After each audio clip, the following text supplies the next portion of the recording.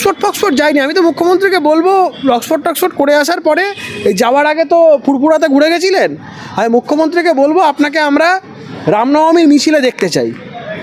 মুখ্যমন্ত্রী রামনবমীর মিছিলে আপনি যদি সাম্প্রদায়িক সম্প্রীতির কথা বলে থাকেন, দেখবো কোন রামনবমীর মিছিলে আপনি হাঁটেন। শুভেন্দু অধিকারী গায়ে হাত দিয়ে দেখুক না, শুভেন্দু অধিকারী মারবে অত সহজ? ভারতীয় জনতা পার্টির নেতারা, ভারতীয় জনতা পার্টির কার্যকর্তারা একটা জিনিস খুব স্পষ্টভাবে বোঝে, ওরা যদি আমাদের ইট ছোড়ে আমরা রসগোল্লা ছুড়বো না, ইট মারলে পাটকেল খেতে হয়। এগুলো হচ্ছে সরকারি পয়সায় মোচ্ছব, সরকারি পয়সায় আমার আপনার ট্যাক্সের টাকায় ভ্যাকেশন কাটানো। তো এটাকে অ্যাজ সিম্পল অ্যাজ দ্যাট এইভাবেই দেখা উচিত। আমরা এর হিসাব নেব, প্রত্যেক কটা হিসাব কড়ায় গন্ডা আমরা বুঝে নেব, কড়ায় গন্ডায় বোঝা হবে প্রত্যেকটা হিসাব, এবং এই হিসাব তৃণমূল কংগ্রেসকে চোকাতে হবে। কুণাল ঘোষের ফাংশনটা কি? এই সমস্ত লোকজনকে নিয়ে যাওয়া সমস্যার ব্যাপার, দেশের মান সম্মানের ব্যাপার।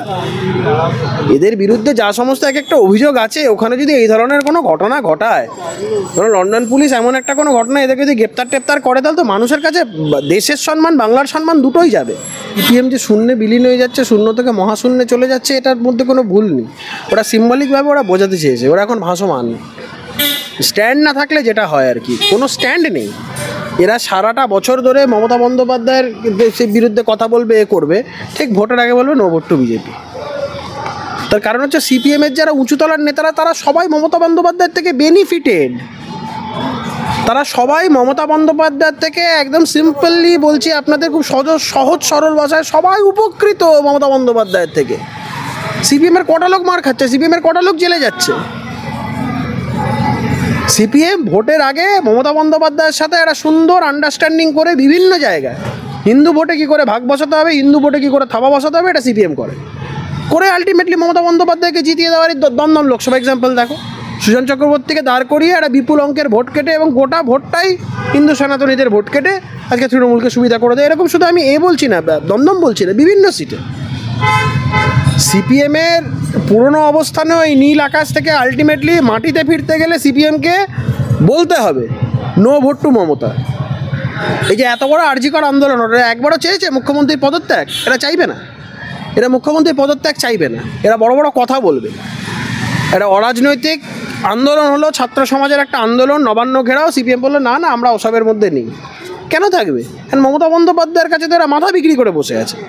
আর শুধু বলতে গেলে বলবে সিপিএম আর বিজেপি আর তৃণমূল সেটিং করে বসে আছে।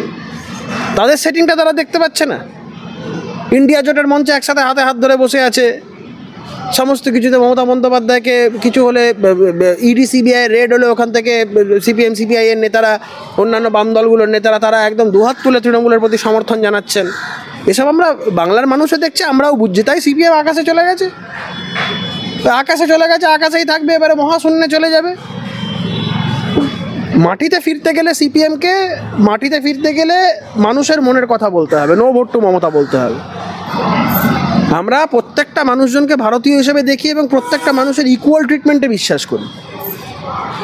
সেই জায়গায় দাঁড়িয়ে মমতা বন্দ্যোপাধ্যায় এই জিনিসগুলো করছেন, হিন্দু প্রধান ওই জায়গা বলে আজকে সেই জায়গাটা নেগলেক্টেড। মমতা বন্দ্যোপাধ্যায়কে প্রত্যেকটা প্রশ্নের উত্তর 2026-এ দিতে হবে। কল্যাণ বন্দ্যোপাধ্যায় তার মাঝখানে বলছে যে শুভেন্দু অধিকারী মার খেলে ভালো লাগতো, মজা পেতাম। শুভেন্দু অধিকারীকে মারুক না, কার বাপের হিম্মত আছে একটা গায়ে হাত দিয়ে দেখুক, পশ্চিমবঙ্গে আগুন জ্বলবে। একটা তো বারুইপুরে গাড়িটা ঘিরে দেখেছিলেন, সারা পশ্চিমবঙ্গ জুড়ে মানুষজন স্তব্ধ করে দিয়েছিল ভারতীয় জনতা পার্টির কার্যকর্তারা। শুভেন্দু অধিকারী গায়ে হাত দিয়ে দেখুক না। এই তো এই হামলাটার প্রতিবাদও সবাই পথে নামছে, আজকেও আমরা পথে নামবো, সব জায়গায় নাম। রাজ্যে এই অবস্থা, রামনবমীর সামনে হঠাৎ করে মুখ্যমন্ত্রী লন্ডন সফরে একেবারে অক্সফোর্ড বিশ্ববিদ্যালয়ে চলে গেলেন। তিনি কি হিন্দু নন? আবার সেই অক্সফোর্ড করছো? কোথায় অক্সফোর্ড? মুখ্যমন্ত্রী অক্সফোর্ডে যায়নি। কোনো লাইন ঘাট করে কোনো একটা উল্টো পাল্টা একটা কোনো একটা কলেজের কাউকে ধরে টরে বলছে আমি একটু বলবো, বলে ওখানে চলে গেছে। যা পারছে বলুক, কী করা আছে? অক্সফোর্ড যায়নি, আমি তো মুখ্যমন্ত্রীকে বলবো অক্সফোর্ড টক্সফোর্ড করে আসার পরে এই যাওয়ার আগে তো ফুরফুরাতে ঘুরে গেছিলেন, আমি মুখ্যমন্ত্রীকে বলবো আপনাকে আমরা রামনবমীর মিছিলে দেখতে চাই।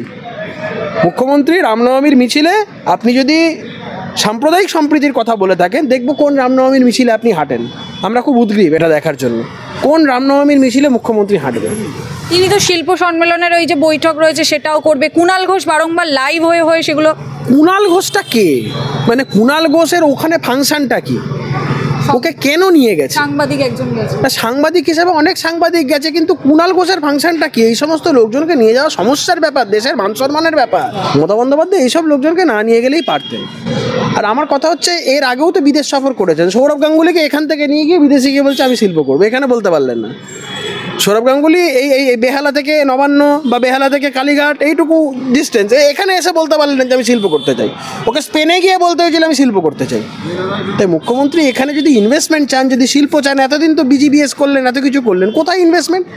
এগুলো হচ্ছে সরকারি পয়সায় মোচ্ছব, সরকারি পয়সায় আমার আপনার ট্যাক্সের টাকায় ভ্যাকেশন কাটানো। আচ্ছা, তিনি তো লাইভ করছেন, দেখাচ্ছেন যে বিভিন্ন সাংবাদিক সহ কি লাইভ মুখ্যমন্ত্রী করছে? পেছনে হাঁটছে। গোটা রাজ্যটা যেরকম পেছনে হাঁটছে, ও পেছনে হাঁটছে, সবাই ওই দেখে দেখে পেছনে হাঁটছে। আর কিছু করার নেই তো, মুখ্যমন্ত্রীর জন্য এরা সবাই আছে। মুখ্যমন্ত্রী যদি এই সমস্ত স্যাম্পেলগুলোকে যদি বলে শহীদ মিনারের মাথায় জামা কাপড় খুলে নাচো, ওরা তাই করবে। কিছু করার নেই, মুখ্যমন্ত্রীর কথায় চাকর এরা। কোম্পানির মালকিন যা বলবে তাই শুনতে হবে।